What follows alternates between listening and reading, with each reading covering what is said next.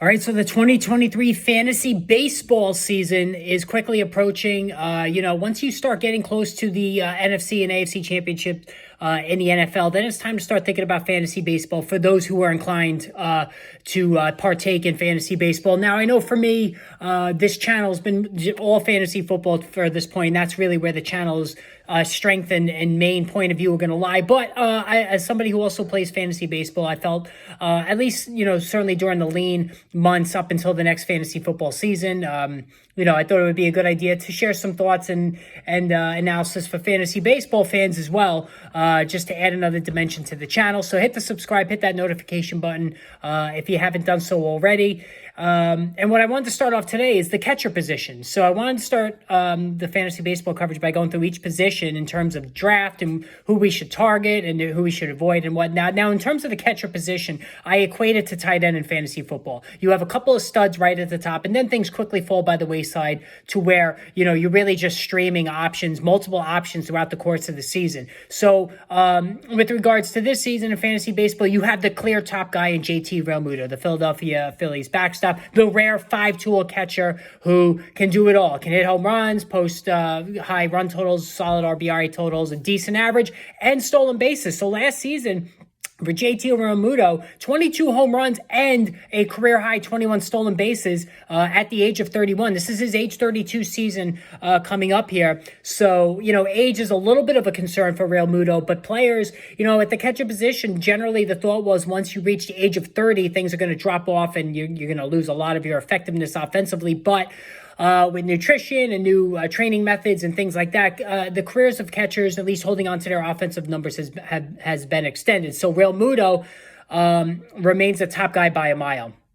And so the question is, are you willing to spend on him? Are you willing to spend a high draft pick? Because Realmuto, really, third, fourth round pick, that's where you're going to have to target him in draft. So, for me, I've never been one to chase catchers. I just think it's a bad allocation of draft resources. I'm always about getting that five-tool outfielder, five-tool player on the infield, slugging first baseman in my first 3 or 4 picks of a draft. And then later on, I usually come back and look for value at catcher. And I have a good idea what I want to do at catcher this season. But JT Realmuto, very, very tempting, no doubt about it.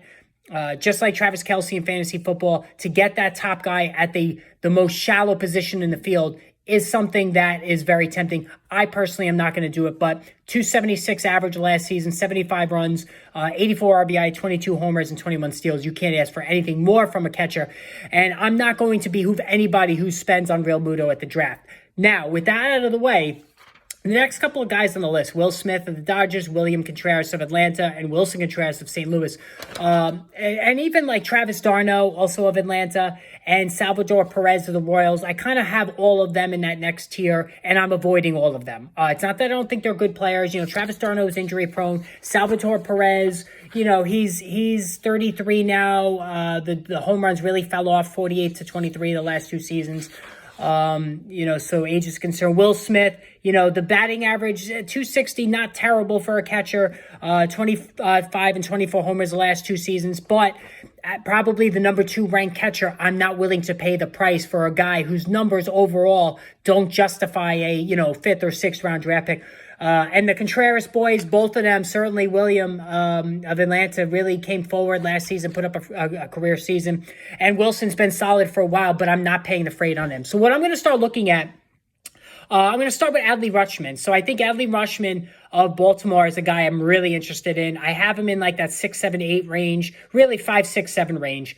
I have him ahead of Travis d'Arnaud and right there with Salvador Perez. I do like Adley Rutschman. He was the number 1 pick of the draft. As a rookie, 254 batting average, 13 homers, even threw in 4 steals really in a half a season. So he demonstrated why he was the number 1 overall pick of his draft class. He's just phenomenal. His good control of the bat. 806 OPS, tremendous strikeout to walk ratio, and that's very rare for a catcher. The strikeout to walk ratio, terrific with Adley Rutschman. This is as cheap as he's ever is going to be. I think he's a top 3 guy going forward after this season. I think you're looking at 25 home runs, 90 RBIs, 80 runs, 10 steals. So, a JT Realmuto light campaign, and he's only going to get better. So Adley Rutschman is the first catcher I'm willing to target just because his price is going to go up way higher the next couple of years. Now, Tyler Stevenson of Cincinnati, 286, 319 averages the last 2 seasons. A little bit of an empty average, though. He's not going to hit. He's going to struggle to get to 10 home runs, but the counting stats are going to be good. He's going to play every day or nearly every day on a bad Cincinnati team. And, if you can get a backstop that hits 290, that's pretty good. The value there is good on Stevenson. I like him. But what I'm really going to do, and this is what I suggest all of you do, I think you need to draft Alejandro Kirk, the emerging catcher from Toronto,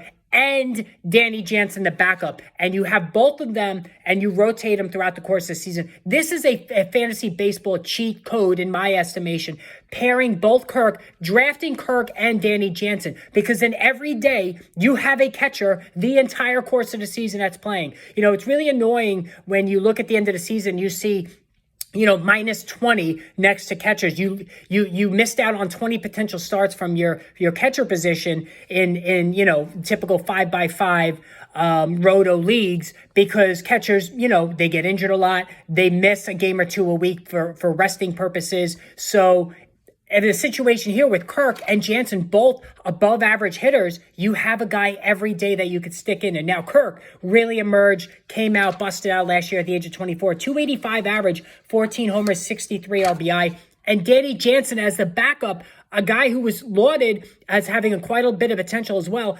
260, 15 home runs as the backup. Combine the two numbers, you get 29 homers, 107 RBI, 92 runs, and a 274 average. That is catcher 1 or catcher 2 overall numbers. So if you get Jansen and Kirk, that is my strategy. That's what I'm going to do. You have a 229 home run, 107 RBI, 92 run, 274 hitter. Monster numbers. Yes, you got to have an extra roster spot dedicated to catcher, but it's going to be so worth it.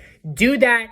That's how I would handle the catcher position. Just giving you some other guys that are decent. Keibert Ruiz of Washington is somebody that's interesting to me. He started to emerge. Cal Raleigh, no chance, because he's basically the next completely 200 empty average hitter that has good power. 27 homers last year with a 211 average. Yuck, I don't want that. Sean Murphy, he's just all right. Joey Bart, former high draft pick, really hasn't done anything. Was horrible last season with the bat hit 215. Francisco Alvarez, I'm interested in. Not sure the Mets are going to use him right away. They brought, they brought in some depth at the position during the offseason, but he's interesting to me as a top prospect in the game.